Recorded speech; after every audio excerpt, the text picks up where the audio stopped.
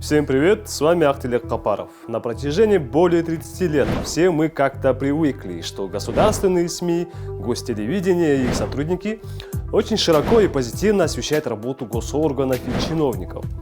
И в последнее время работники гостелеканалов выпускают контррасследования на расследование независимых журналистов. Ну да ладно, с ними-то все понятно. Так сказать, люди подневольные.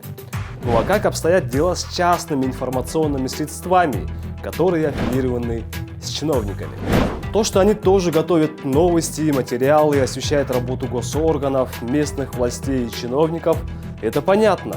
Но берут ли они деньги из госбюджета и с кем конкретно они связаны? Давайте попробуем разобраться на примере двух частных информационных средств. Погнали! Итак, это сайт 7 канала. Ильязбек Балташев указан там директором. Издание КЛОП сообщает, что юридическое название 7 канала – это телерадиокомпания «Канал Ди». По данным Минюста, учредитель канала Ди – это Казиев Байразы Темирбекович. Байразы Казиев также руководит фирмой Soft Harvest, а учредитель этого ОСО – Джапаров Рустам Садырович. Вот так мы узнали связи учредителя 7 канала с сыном президента Джапарова. Идем дальше. Итак, по данным сайта Open Contracting, с 19 и до 22 года канал Ди выиграл у информационного центра при мэрии города Джалалабад 4 тендера на 650 тысяч сомов на услуги телевизионного вещания. И продолжает побеждать в тендерах в 2023 году. Например, весной этого года канал Ди участвовал в конкурсе вместе с телерадиокомпанией РТВ. И предложив на 1000 сомов меньше, канал Ди выиграл тендер на эфирные услуги. Кстати, касательно второго участника этого тендера. По данным все того же КЛОПа, Регион ТВ в базе Минюста зарегистрирован как телерадиокомпания РТВ. Ранее директор этого телеканала подтвердил связи Регион ТВ с Камчыбеком Ташиевым. Регион ТВ'дагы угуп калабыз биз. Ошо Камчыбек Ташиевдин каналы экен. Ошол Камчыбек Ташиев ээлик кылат бул телекомпанияга депчи. Чындыгында регион Камчыбек Ташиевдики?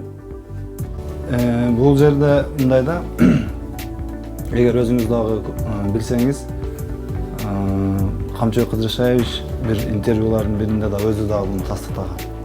Ооба, Регион телеканалды бизге караштуу депчи. Итак, Регион ТВ также участвует и побеждает в тендерах учреждений Джалалабада. По данным сайта Open Contracting, 2020 и до конца 2022 года РТВ выиграл 9 тендеров на различные телевизионные услуги на общую сумму почти в 2 миллиона сомов. 8 из 9 этих тендеров телеканал выиграл после того, как Ташиев пришел к власти. А в 2023 году телерадиокомпания РТВ победила в 2 конкурсах. У Джалалабадского госуниверситета за услуги СМИ и у информационного центра при мэрии Джалалабада за эфирные услуги ТВ. Друзья, сегодня вы узнали о том, как 2 частных телеканала, связанных с Джапаровым и Ташиевым, получают деньги из государственного бюджета на свои телевизионные услуги. Хотя в Джалалабадской области есть свое гостелевидение, чтобы освещать местные события и мероприятия. Уважаемые сограждане, сегодня независимая журналистика Кыргызстана подвергается беспрецедентному давлению. Аресты, подставы, прослушки, шантаж, уголовные дела, творение страны, многомиллионные иски, законопроекты, ограничивающие свободу слова и так далее, и так далее. Я считаю, что это все за то, что независимые СМИ и журналисты разоблачают коррупцию в высших эшелонах власти, задают неудобные вопросы, освещают проблемы граждан, общества.